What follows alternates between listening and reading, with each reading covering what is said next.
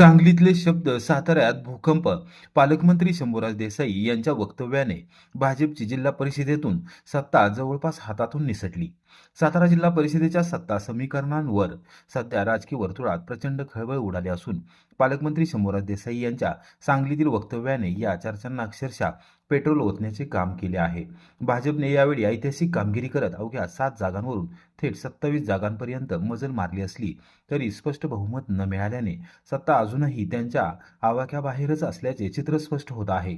भाजपकडे सध्या 27 जागा असून एका अपक्ष बंडखोर भाजप समर्थकाची साथ धरल्यास संख्या 28 वर जाते. मात्र जिल्हा परिषदेत सत्ता स्थापन करण्यासाठी 33 जागांची जादुई आकडा आवश्यक आहे. म्हणजेच भाजपला अजून किमान 6 ते 7 सदस्यांची गरज आहे.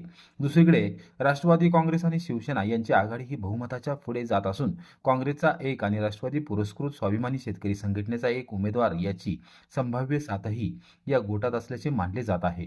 याच पार्श्वभूमीवर गेल्या 2 दिवसात झालेल्या पत्रकार परिषदांमध्ये मंत्री शंभूराज देसाई यांनी सूचक इशारे देत भाजप विरोधात आक्रमक सूर लावला होता.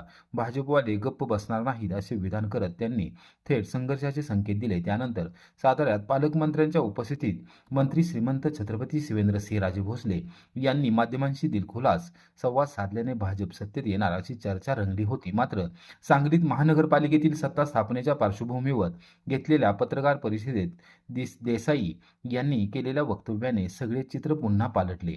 अति तिथे माती होते, एका लुगड्याने बाई म्हातारी होत नाही. पाटणमध्ये वन साइड आहे. नव्या नवसाला पंचायत समितीत फक्त एकच जागा मिळाली. अशा टोचणाऱ्या शब्दात त्यांनी भाजपवर थेट टीकेची झोड उठवली. राज्य समन्वय समितीत महायुतीचा प्रयत्न करण्याचे ठरले होते, मात्र तो यशस्वी न झाल्यास टोकाची भूमिका घेऊ नये असा निर्णय झाला होता, असेही देसाई यांनी स्पष्ट केले. शिवसेनेने हा निर्णय पाळला पण समोरच्यांनी पाळला नाही असा थेट आरोप करत त्यांनी भाजपची कोंडी केली.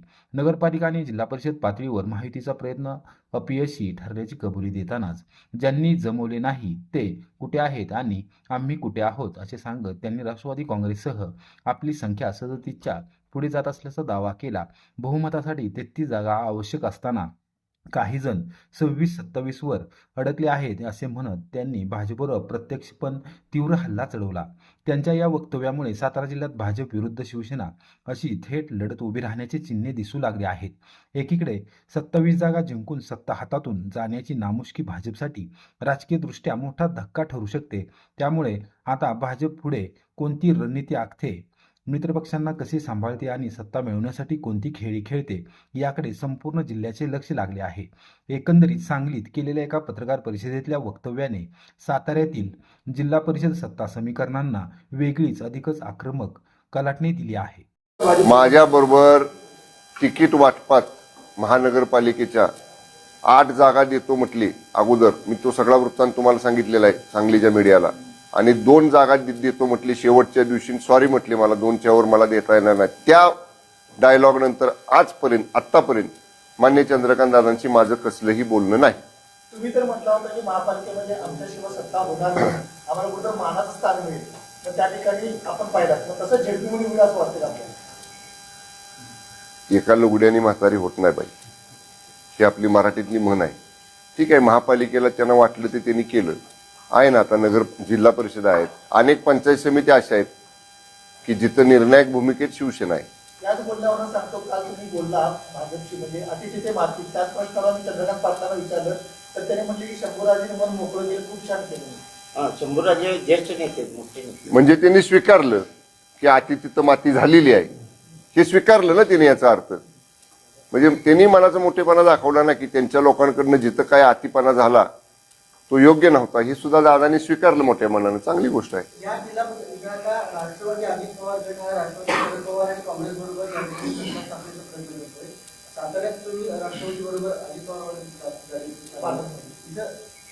पाटणमध्ये मी वन साइड आहे.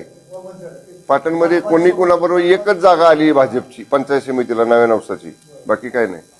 तुमचं लुगडं घट्ट झालंय का? म्हणजे सांगलीत पण भाजपला तुमची गरज आहे, साताऱ्यात तर महागरज आहे. काय झालंय मी तुम्हाला सांगतो. आता सोयीस्कररित्या भारतीय जनता पक्ष हा त्यांची भूमिका ठरवत असतो. एकदा मागं ठरलं होतं महापालिकेच्या निवडणुकीत, नगरपालिकेच्या निवडणुकीत प्रयत्न करा, स्थानिक नेत्यांनी जिल्ह्यातल्या समजा जे पालकमंत्री आहेत, जे संपर्क मंत्री आहेत, त्यांनी महायुती करायचा प्रयत्न करा, पण समजा नाही झाली महायुती तर टोकाची भूमिका कुणी घेऊ नका. हे राज्य समन्वय समितीमध्ये ठरलेलं आहे. पण ते पाळलं गेलं, आमच्या बाजूनं पाळलं, समोरच्या बाजूनं पाळलं गेलं नाही. आणि मग आता जेव्हा सत्ता स्थापन करायची वेळ आली, आता बघा सुरुवातीला ते म्हणले महापालिकेच्या बाबतीत इथल्या की आम्ही शिवसेनेला बरोबर घेऊ, पण आता आमची 2 सदस्य संख्या, राष्ट्रवादीची आमच्यापेक्षा जास्त सदस्य संख्या, त्यांनी त्यांना जवळ केलं. म्हणून मी म्हणलं की एका लुगड्यानं कोण म्हातारं होत नाही. अनेक वेळा येतील, अनेक प्रसंग येतील पुढे, त्यावेळी बघू. जिल्हा परिषदमध्ये तुम्हाला पुढच्या पाठीमागे जे अनुभव आलेत आम्हाला, त्या सगळे अनुभव पाठीशी गाठ बांधून आम्ही योग्य असेल ती भूमिका घेऊ. नाही, मला काय म्हणायचंय, राष्ट्रवादी अजितदादा गट सुद्धा महायुतीतलाच आहे, शिवसेना सुद्धा महायुतीतलाच आहे. त्यामुळं आता कसं असतं, ज्यांची सदस्य संख्या जास्त त्यांच्या हातामध्ये सूत्र असतात की कुणाशी बरोबर घेऊन सरकार सत्ता स्थापन करायची, तो त्यांचा चॉईस आहे. त्यामुळं त्यांनी काय वाटलं, त्यांनी काय भूमिका घेतली, काय हरकत नाही आम्हाला त्याच्याबद्दल. राष्ट्रवादीला घेतलं तरी काय, ती सुद्धा महायुतीतला एक घटक पक्ष आहे. त्यामुळे त्याच्या बाबतीत आम्हाला काही दुःख व्हायचं कारण नाही. महापालिकेची गोष्ट वेगळी होती. जिल्हा परिषदेमध्ये तुम्हाला त्याची सत्ता होऊ शकत नाही, अशा वेळी भाजप अजून सुद्धा तुम्हाला गृहीत धरलं जात आहे.